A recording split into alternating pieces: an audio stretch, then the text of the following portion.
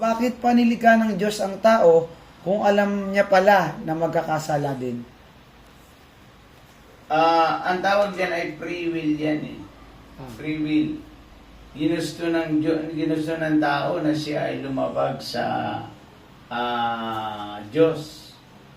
Kaya sinabi ng Diyos, sa lahat ng mga punong ito, makakain ka. Pero yung wag mong kakainin itong isang bagay na ito. Kaya nagbigay ang Diyos ng kautusan eh. Ganon din sa atin, para hindi tayo mapahamak, ay binigyan tayo ng Diyos ng kautusan. Sumampalataya ka, magsisi ka sa iyong kasalanan, upang ikaw ay maligtas.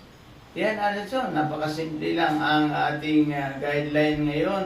Gabi, 4 na P ang daan papunta sa langit, kaya magsisi ka kung gusto mong maligtas.